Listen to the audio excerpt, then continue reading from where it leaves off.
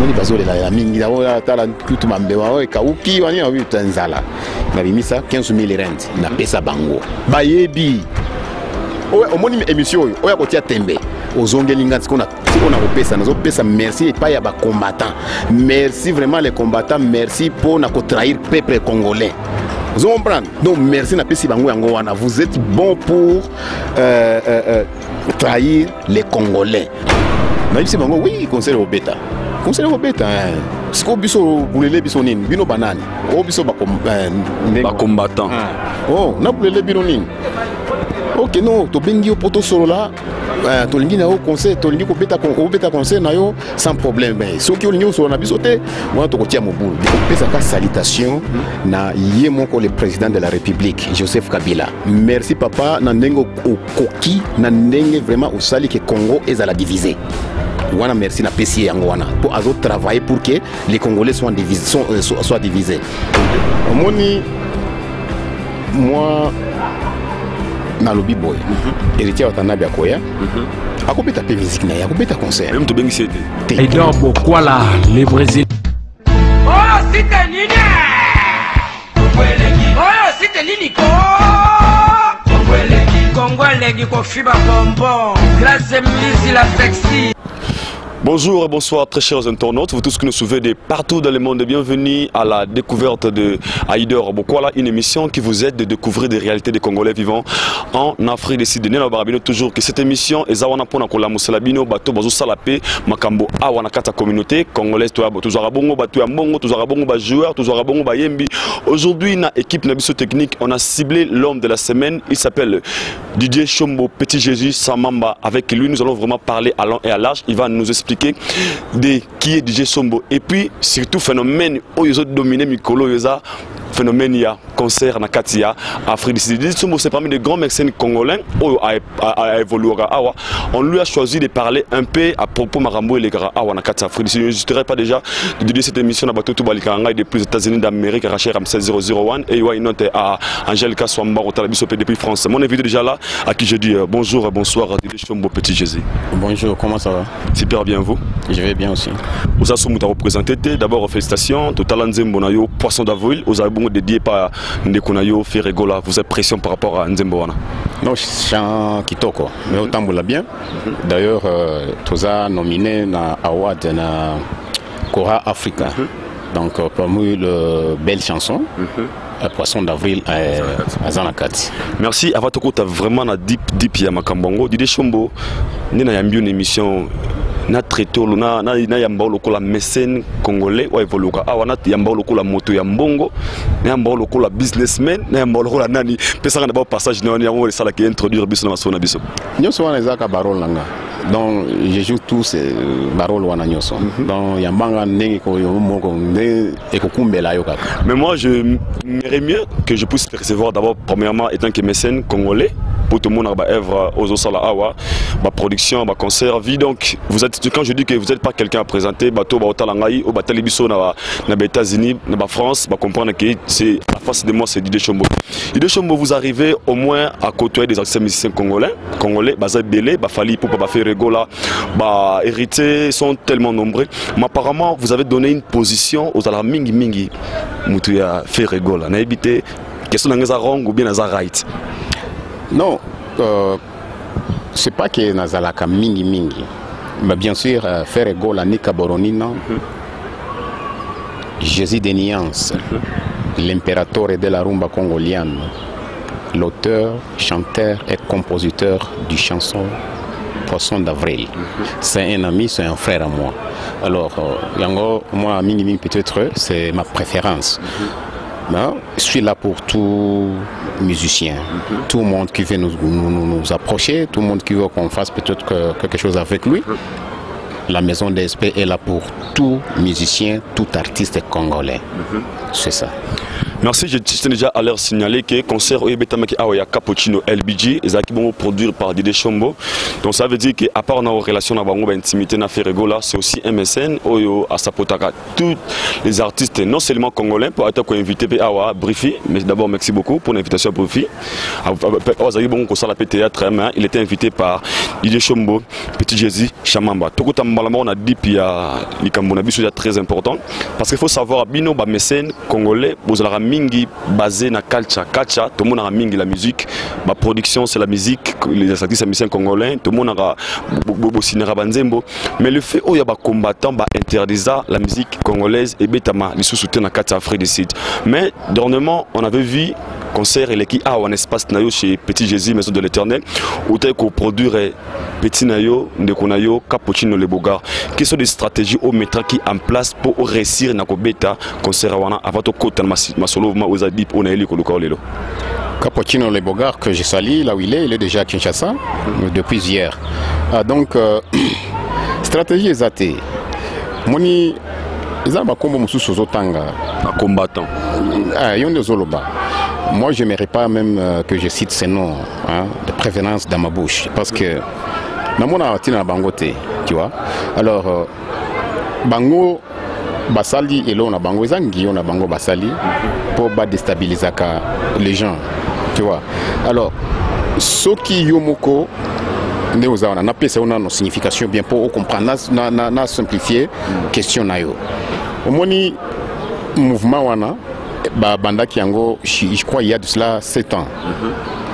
7 ans tango bayaka, balobaki ke nous sommes là, nous sommes en train de défendre les 4 millions de victimes de morts il y a na Est, tu vois.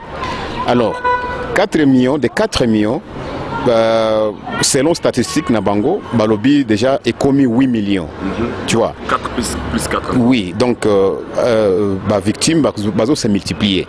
Alors vous, en tant que journaliste, disez-moi ou bien donnez-moi l'importance de ces gens. Parce que ceux qui babanda qui peuvent défendre 4 millions. Si vraiment, non, balinga qui va comme à zéro, c'est parce que wana bazaba victime, bazaba bakufa qui déjà.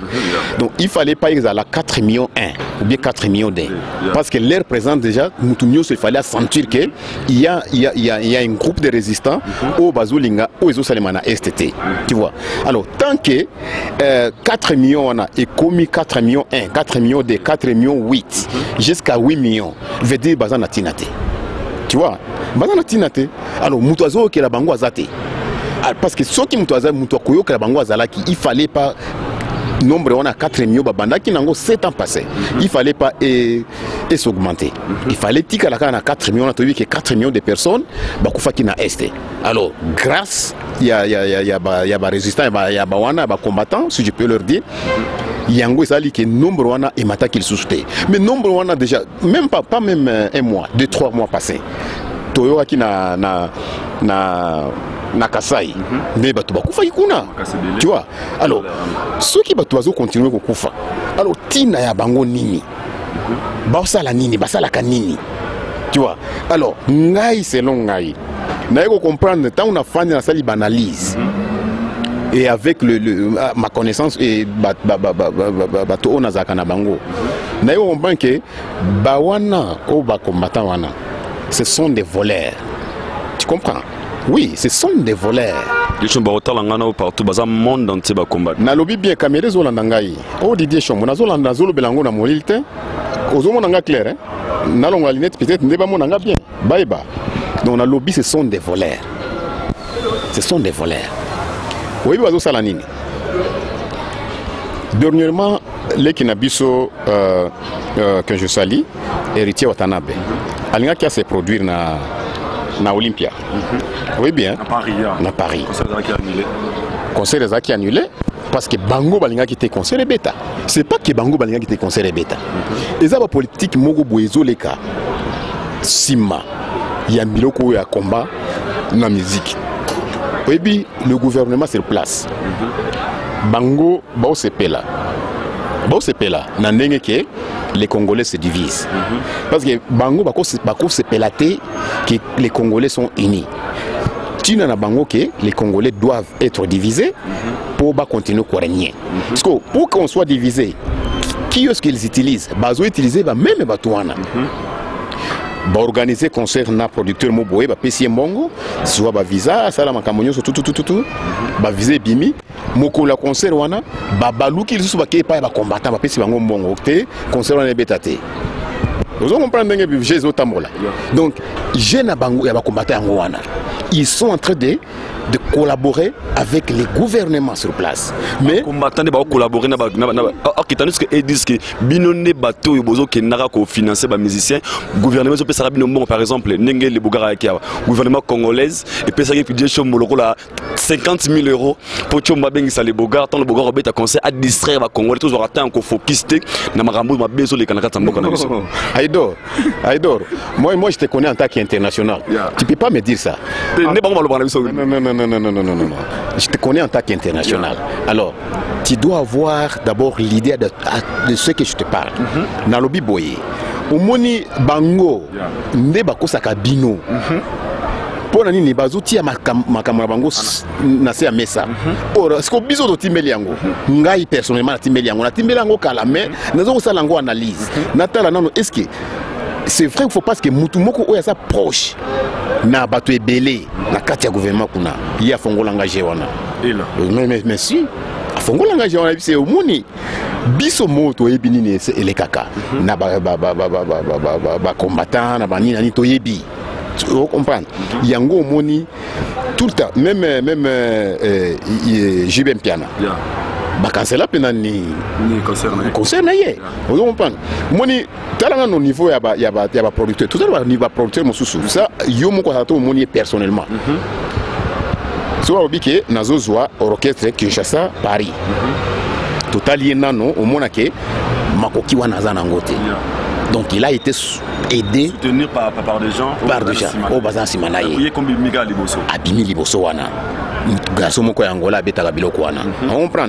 alors oui peut-être garçon moko yangola betaka biloko wana production meilleure production mutu mpenza ki album ça liko na naye ke banini ce n'est que Didier Chombo Petit Jésus je te dis Chamamba si alors bango ndenge basé wana basalaka tango msiko orchestre zo kende soki ezo ene beta na Paris même bato o ba financer ki bango ba financer ki nani producteur wana ba ke financer le sous ba combattant ke mongo ngo oyo sikoyo bo sala nini bo déstabiliser concert wana ezalate ozo mba ndenge politique ezo kende alors c'est ça mais comme nos frères on va continuer comme Mamboka Nabiso qui se disent que ils sont en train de combattre pour nous. Non, ils sont en train de combattre contre nous.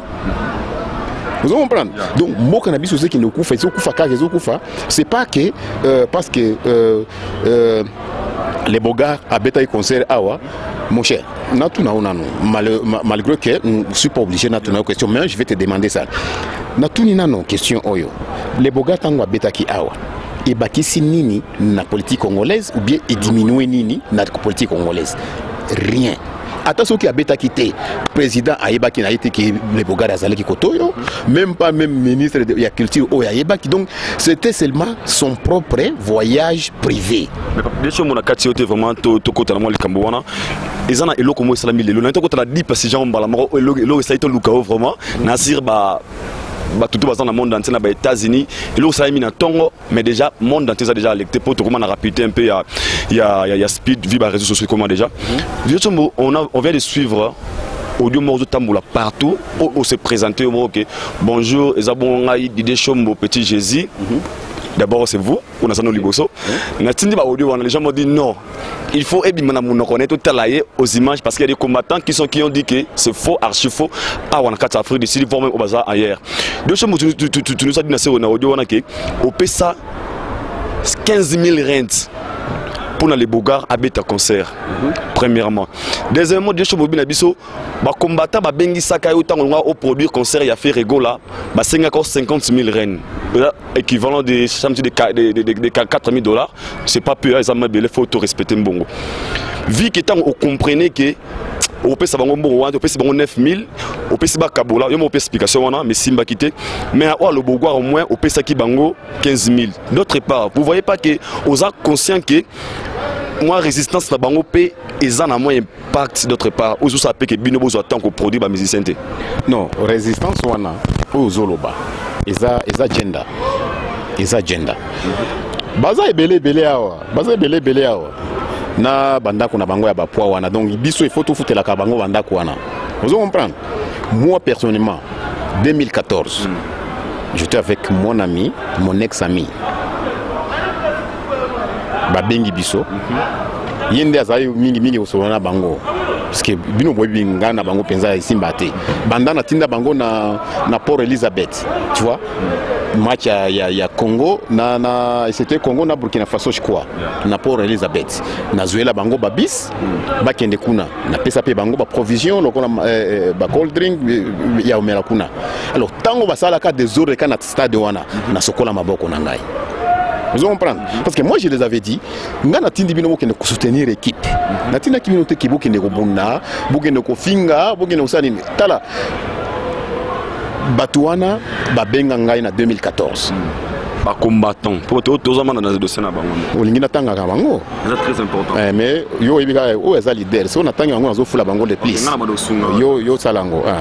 Alors babenga ngai na kena kuta bango na kati kuna soki ba Francis ezaki nani bar moko ya ba Nigérien awa na Johannesburg na Yoville si bayibi loko na zoloba na ya tant au côté na kati kuna na kuti ils étaient déjà 5 assis sur une table, ça va. Alors ngape na ye na masananga to fandi ba proposa qui déjà ba to kuti bango na kati, mais les autres mususu wana bazaki libanda, donc au 4 au bazaki 5 au bazaki na kati parmi leurs leaders ba mususu bazaki libanda ba ozela suite aux avenus to fandi wana bi ah chombo comment bien ça va to ki ke gola zoya kobeta conseil wana ya gola oyebi yango obeta na chevien na biso Chentemba Kayembe que je salue en passant, on comprend. Alors naïsi bango oui conseil obeta siko biso bulele biso nini bino banani o biso ba combattant oh na bulele bino nini ok non to bengi poto solo là to lingi na o conseil to lingi ko beta conseil na yo sans problème, mais soki o lingi solo na biso te wana to ko tia mobulu de nani désordre kuna no bien ok bo solo la kasi na yo kabino moko afanda ki wana kotanga ba kombote so lingi na pesa ba komona ko pesa pe nazana bango na Facebook so ko taka na Facebook na nga o mona mesa wana place to fandi ti lelo photo ne zalaka na Facebook na ngai on prend to fanda wana ba vi président o pesa biso 50000 oh 50000 à rendre ouais ok ça va prendre mes attentes boza ko mbete ezaka biso nyoso ba komata ne to zalaka na bi ok c'est bon ok wana ezatoza ki batongo ba vers 10h et si bango que ça va pour mes attentes na minute oyo na yeba kite ke bokoya ko pesa nga ba caché wana ya ba 50000 na tambola ki na mbongo wana te mbongo eza ngo ebele na kotambola pe na mbongo wana te, mais na minute oyo nazana 9000 rand, c'était 9000 rand en rand na botika non ya 41000 mais ils bango que ça va, je voulais sur le 9000 que j'ai na ki na banque 2 heures de temps na ko benga bino to kutana le susu na libérer bino 41000. C'est bon, c'est bon. Abimisa 9000 rand na pesa o moko ya libanzi moko ya mulai moboye. Soki ndi azaka secrétaire na bango zoki nini? Oyebiye. Tala na Facebook na ngoko mona bilongi wana o mona na eloko na zoloba. Na pesi 9000 rand pa na ye. Non comprendre. Nabi maboye ngai skona master na ngato zobi mato okende. Babenga ngali susu na kati. Ah président, mon ndengo zobi maboye. Bato wana libanda. Ko bisa bango te ke optike libiso 9000. Bisa bango ke optike libiso 1000 rand. Vous comprenez? Oh, oui papa. 1000 rand na tawana $200 Faut 2014 wana 1000 rand zaka $100. Nabi papa. Na bisa bango ke na tikeli yo 1000 rand. Ngama una tali niveau nanga abime o ngana moko wana eloko wana ko kitsangai ke na groupe ya batu penza ndenge bazali banda wana ke tonga ngaba o monde ke boye na yo ko sakana bango eloko ndenge wabite papa 9 millions na pesi yo za wapi alors yango na wi pesa ngana nango Oui, il y a un esprit, hein. Il y a 9 000 nangai, il y a un poche. On peut s'appeler Bango Souste. On peut s'appeler Bango Souste. Naïf Sabango a dit papa. Moi, je ne sais pas si Sabango a payé 1000 rentes. Na tikeli bino 1000 rand siko yo nga nazo kende koyisa bango ke na tikeli bino elo moko te nazo kende banque na récupérer moi 50 nyonso wana na ya kopesa deva bango nyonso po nazo mona déjà ke bino boza maele bité président tikaka kabo no to na sala ngote nazo kende na tembola na ngai na bima naza na ba maître wana baza sima na ngai baebi lisolo nazo ba maître ba kolanda émission yo baebi on prend baebi lisolo nazo beta baebi yango Nabima, akenda na voiture, tokenda na bison. 1 heure, 2 heures après, Masananga benganga pour hier ça qui pensa sérieux que to pesa bango mongwana. Benganga, abi mon cher, si ici déjà makambo banque, abi na sila ki déjà. Oza potokutana, abi me papa. Ba to na ta se to pesi bango mongo. Yo zo monate ke mongo na ba kubundaka. Mongo ne ko koma place izinge kindete. C'est mieux mongo oyo ngai na mifutela na nga sécurité a bien nazwa la police ba ko sa nani ko assurer sécurité na biso wana mais bango ndenge baza wana ye ko zala ka bituma na bituma entre bango siko ngai na pesa bango mbongo wana te na okende pe kuna ipana bango te bon comprendre et sila nango conseil betati ya tu te dis malgré tout ça qui moi ni me conseil au moins conseil vous comprendre na sala sécurité na ngai conseil beta balingaka baya ko sala mais sécurité qui misa bango ba kima ndinga bazalaka mais le bogar au PC 15 000 rand les bogar ya yesiko yo to préparer dans les concerts les bogar na mona bazo benga ngana ba téléphone o bo tokutana na kenda tokutana bango abi to wike o bingisi les bogar abi oui pour ba mona ki déjà ba fiche to moni pe affiche zali azo beta les 16 abi oui les bogar ko beta les 16 bon skolo bineni kona biso mwene biso toza boye biso nde parmi tout penza ya combat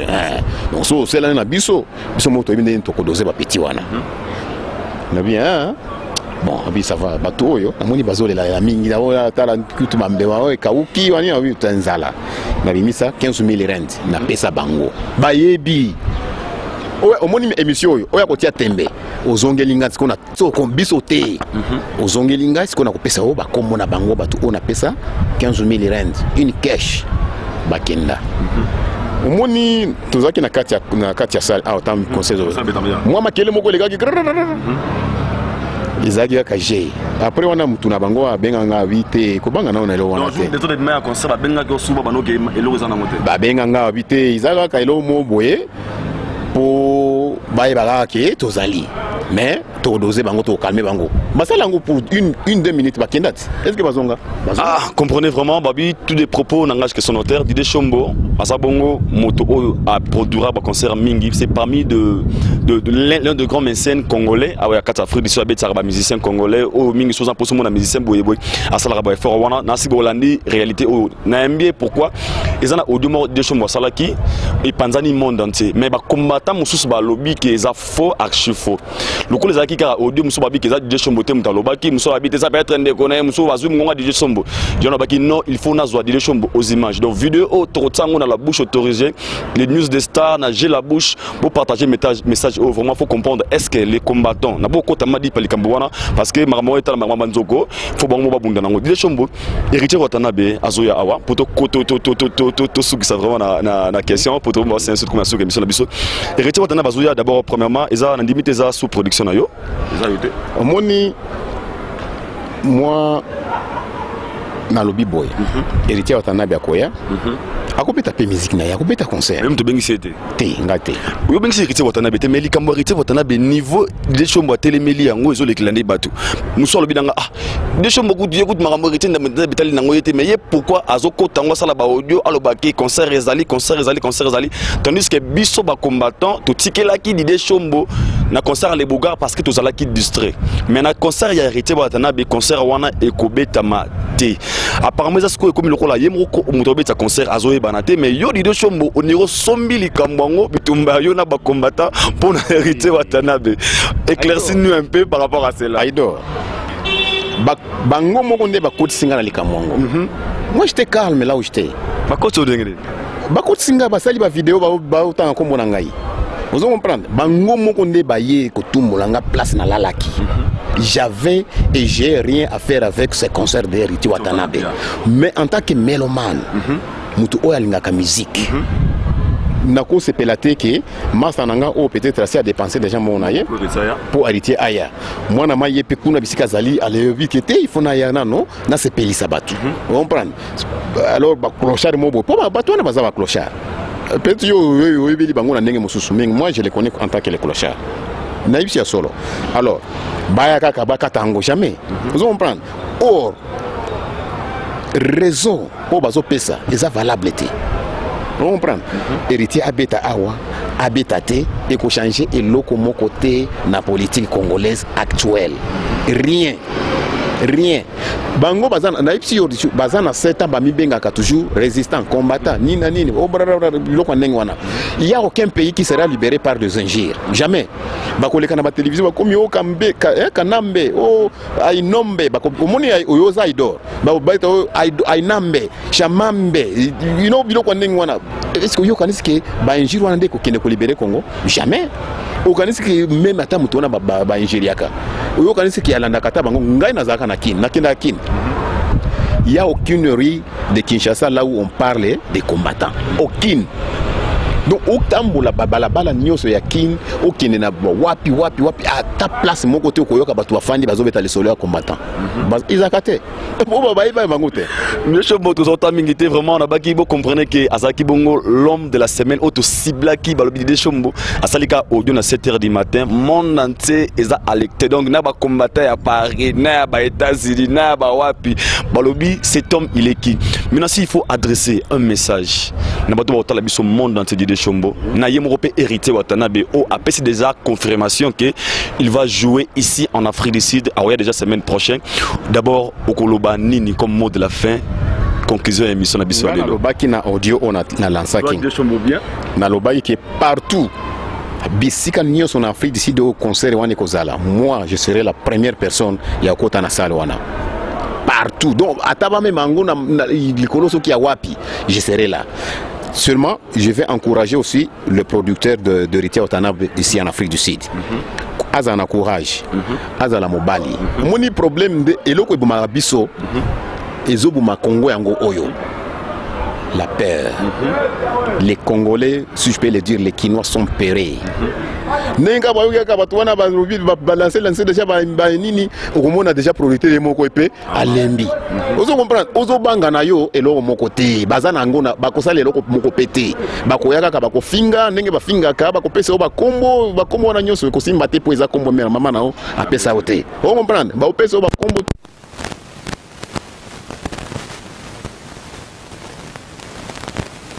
soki akoya akobeta na concert na koleka pe bien lokola ka le bogara beta ki concert na ile ka ki na bien kutu batu wana naibi déjà que ya nozi mwamba assez à libérer ka bango déjà c'était déjà une grosse erreur au nozi sali pour ezane toujours encourager kama bei on comprend donc il faut tout bouder bango tout tia bango mpanzi so ba koleka ba biti marti ba laka ki ya shengaiti ba pasoli ba minda ba sali nini on comprend mais minda on to remplacer en déjà c'est pour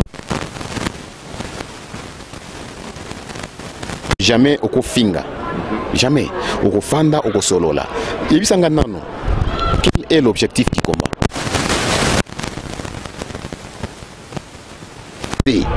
oh tozo bunda kaka pona bacha est papa ngai ndengo zo mona nga moko awa suis orphelin nazana merte nazana perte mama nanga kufa na papa nanga kufa mokolo moko vous comprenez on a bitumba bien sûr mokolo moko condoléances donc nga na zoya boye papa to uti kuti penza ke bembe mama yona papa yona vous comprenez parce que bango wana nyo batiaka makelele bakufela ta nokote bakufela ta mutu mongote mais makelele kaka eza makelele te ke bazo défendre Congo jamais eza makelele bazo défendre ba poche na bango. Il faut comprendre que bato ebele bazalaka. Il n'y a pas un combattant qui peut aller vivre au Bruxelles, à Paris ou en Afrique du Sud. Non, un vrai combattant azamutu o il faut zamba. T'as l'exemple il y a ba égyptien de basala. Ba égyptien ba mona qui était Moubarak oyo a maltraité biso. Basala nini ba quitter là ina balabala ba fanda penza wana 3 jours 4 jours 5 jours ba oyemba ba bundisa mutute ba buka eloko mutute ba pia eloko mutute bazoyemba ka bazoyemba ba chanson na bango ba ya libération que papa to lembi na yo lelo il faut kende comprendre parce qu'on a kini wana tozaka na boulevard oui boulevard na biso wana bala wana soki bakiti wana komona penza pe Didier Chombo Petit Jésus ngana je serai parmi eux vrai combattant ko komona ke nazo telema na bango totambola pour wana objectif mutu nyonso même la presse internationale on comprend que déjà objectif est bato ke mutu wana afsa nini alongwa mais tozo ozona Bruxelles kuna musa na ko finga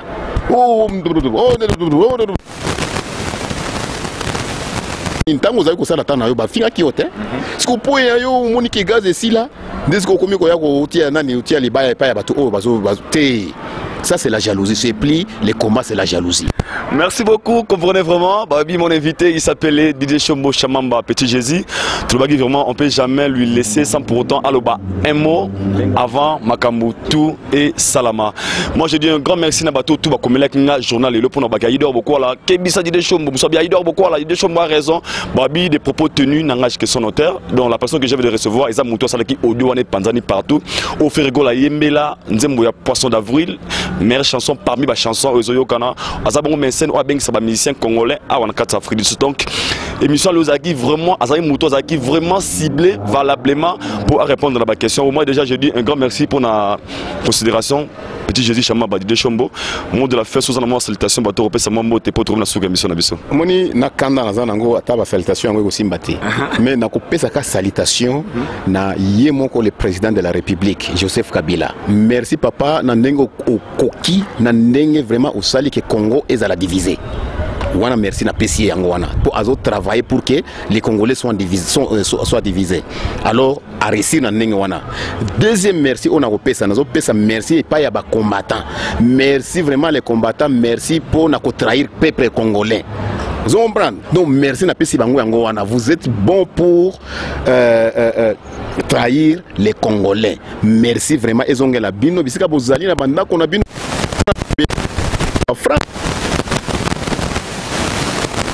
vraiment merci beaucoup continuer wana nzambe apambola bino mais un jour boye baké ingeta.